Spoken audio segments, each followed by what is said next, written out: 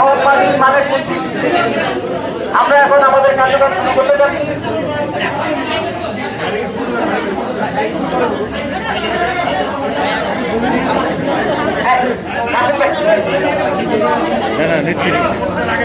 এখন আমাদের মাঝে কিছু বলছেন বিএনপি জাতীয় নির্বাহী কমিটির সংগ্রামী সিনিয়র যুগ্ম মহাসচিব জেনারেল নূরুল কবির রিজভী আহমেদ।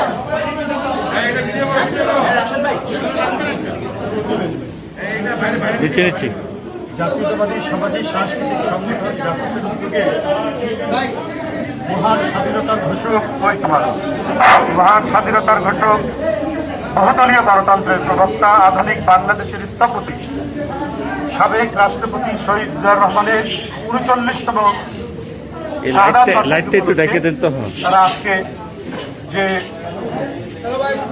দরিদ্র মানুষের মাঝে খাবার বিতরণের যে কর্মসূচি গ্রহণ করেছে তা আমি মনে করি এই মুহূর্তে অত্যন্ত জরুরি। একে তো করোনার প্রকোপে নিরন্ন মানুষ, অসহায় মানুষ, কর্মহীন মানুষ, যারা দিন আনে দিন খায়, রিক্সাওয়ালা, তাদের পেটে আহার না। চারিদিকে মানুষ হাহাকার করছে, মানুষ কাতরাচ্ছে।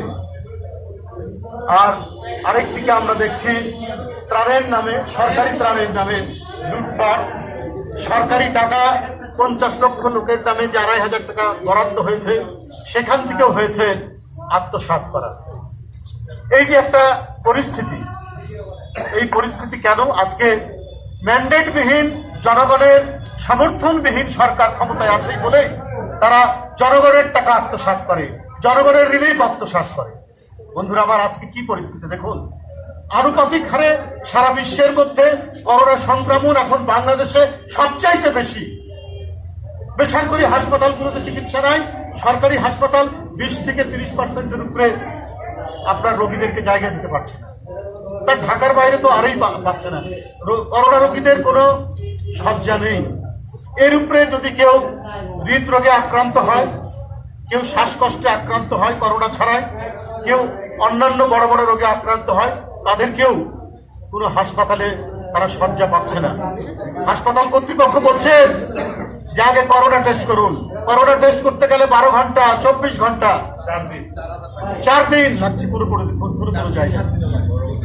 অনেক রোগী অ্যাম্বুলেন্সের মধ্যেই মারা যাচ্ছে। তার মানে এই ব্যর্থ সরকার মানুষকে বাঁচানোর জন্য কোনো কাজ করেনি। শুধু তাদের নেতাকর্মী এবং তাদের যারা ইয়েরা আছেন, শাসক গোষ্ঠীর যারা লোক আছেন, তাদের পকেটকে ভারী করা, ফুলিয়ে ফাঁপিয়ে বড় করা, এটাই হচ্ছে এই সরকারের মূল লক্ষ্য ছিল।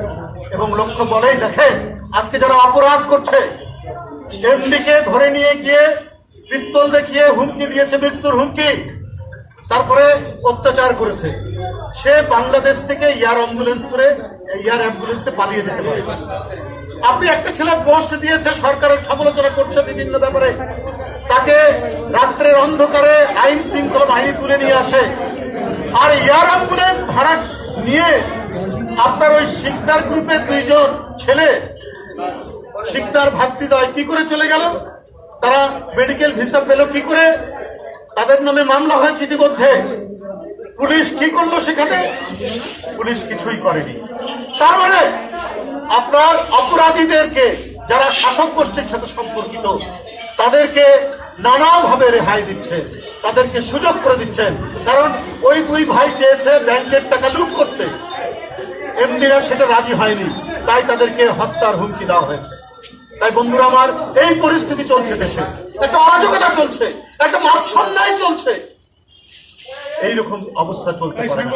তাই আজকে